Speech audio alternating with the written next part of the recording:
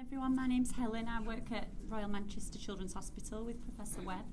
Fortunately, Professor Webb couldn't be here today, he sends his apologies.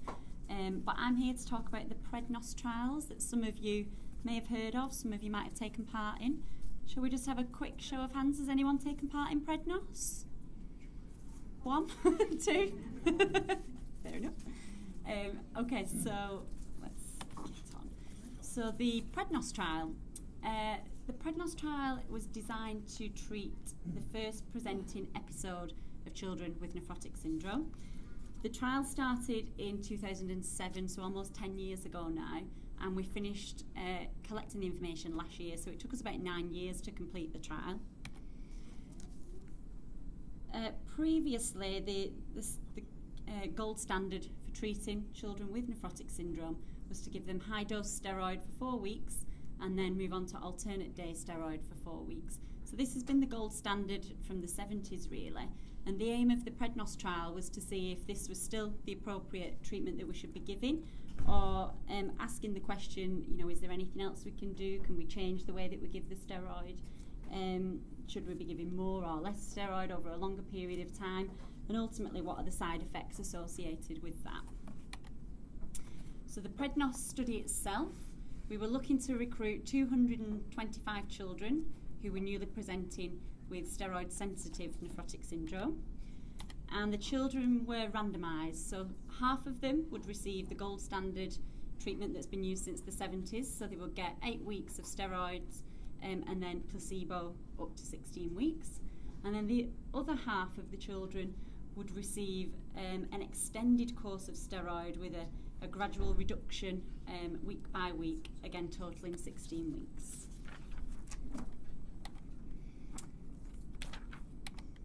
So our main aim with the PREDNOS study, we were trying to determine if by giving the extended course of prednisolone, if that could increase the time so the patients then had their first relapse. So we were trying to increase that time difference. There were many secondary objectives in the study. We were going to be collecting information and hoping to see that the extended course of therapy might reduce the relapse rate, might reduce frequency of relapse or steroid dependency. It might reduce the requirement for any additional treatments, and we was really interested in what kind of side effects might we see by using this extended treatment therapy. And also an important point was to see, is it a cost-effective treatment to give as well? So our first patient onto PREDNOS was recruited in August 2011 by the team in Stoke-on-Trent. And the study itself, it was funded by the HTA, and we was given lots of support from the National Institute of Health Research as well. So we predicted that the study would take us 24 months to recruit our patients. In actual fact, it took us a little bit longer, 38 months, as these things often do. But by October 2014, we had fully recruited all the participants onto the trial. So the main success factor in our study was that we had all these sites in the UK involved. So all these hospitals in the UK were helping us identify and recruit participants onto the study. So we had 124 sites involved, and in the UK there's just over 200 paediatric centres, so we had 124 of those on board trying to help us identify and recruit these patients into the trial. And without all these sites we wouldn't have been able to do the research, so we're really grateful for all the sites that got on board to help us. Another main point to the success of the trial was that the patients that we recruited, we managed to keep hold of and keep collecting information from them. So once they presented as a new patient, we then followed them for a minimum of 2 years and a maximum of 4 years. So during that time, we would be seeing them in clinic, we'd be doing questionnaires with them, collecting information on future relapse that they might have, generally just following their disease progression and collecting all that data and information. And again, we couldn't have done that without all the sites involved helping us achieve that. So we managed to complete all our follow-up by October last year. And currently, as I speak, we are frantically trying to analyse all that information and try and see what results can come from this study. Hopefully, what we're trying to do is influence ongoing practice in the UK. So So prednisolone is a very cheap medication to give, and we just want to check what is the correct way to be using that medication with newly presenting nephrotic syndrome patients. So if we see that the 1970 regime is the best one, then great, we know that we can carry on.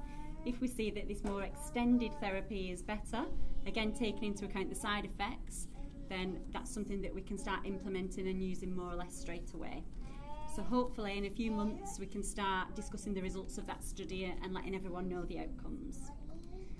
So while Prednos was going on, we started our Prednos 2 study. So as we all know, childhood nephrotic syndrome is a relapsing disease, and it's often triggered by upper respiratory tract infections, so coughs and colds. And there's previous studies have shown a really strong link between relapsing and coughs and colds. So it just makes sense that we did some research into looking at that. So about 50% of relapses are preceded by an upper respiratory tract infection, and often if the upper respiratory tract infection develops, then 50% chance of actually getting a relapse after that. So as I said, it seemed logic to us to start looking into that and seeing how we can use prednisolone to try and help and prevent that happening. This Prednos 2 was the first study of its kind in the UK, so previous work had been done in other countries but not in the UK specifically. So our main outcome, our main aim with Prednos 2, we were trying to determine if we could give a 6-day course of a very low dose of prednisolone when the child first developed an upper respiratory tract infection, and we were seeing if that would reduce the incidence of then the upper respiratory tract infected relapse. So we were trying to see if that very low dose would then stop them having a relapse. So again, we managed to get some support from the NIHR and some funding from the HTA. And the aim of Prednos 2, we wanted to recruit 360 children. And these were ones, the criteria, they needed to have had at least 2 relapses in the previous 12 months. They could be on any long-term immunosuppressive therapy. And with this trial, they would be randomised to either receive the prednisolone or get a placebo, so a pretend version. And the instructions we gave the family was when the child developed a cough or a cold, an upper respiratory tract infection, that they would commence them on this 6-day course of tablet. So that would either be prednisolone or it would be the placebo. And during that time, the families would still be dipping the urine and monitoring the patients. And we'd be asking them to do that for 12 months. So if ever the patient developed a cough or a cold in the next 12 months, to start this very low dose of prednisolone or the placebo tablet. So this is a picture of the pot of tablets that the patients were given. So it's what we call a double-blinded study. So that means we didn't know what the patients had been given. The patients themselves didn't know.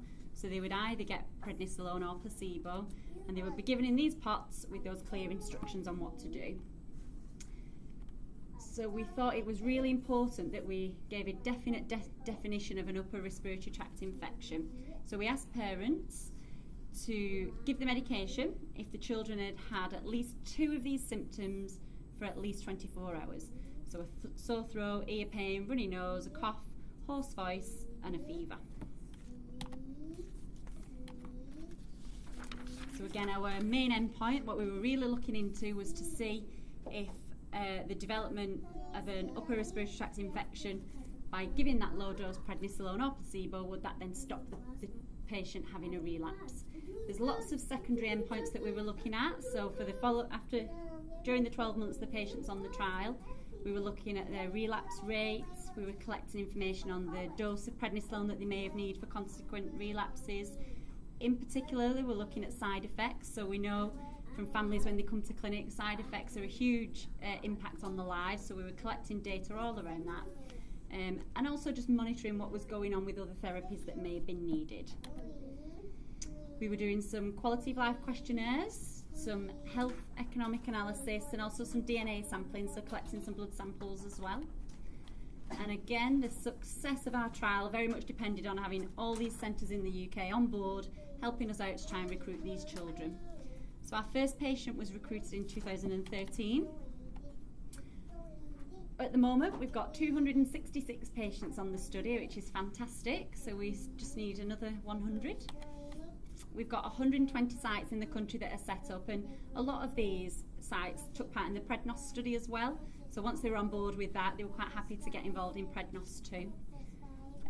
64 of our sites have recruited some patients for us, and we've got 10 other sites that are currently in setup. So this study, we're looking for other sites to join. So if your hospital isn't necessarily involved in this, get in touch with us and we can see if we can help out and get them on board. So our aims are we hope to recruit and complete this study over the next 12 to 24 months. And in order to do that, we need everybody to help out and get on board as much as they can.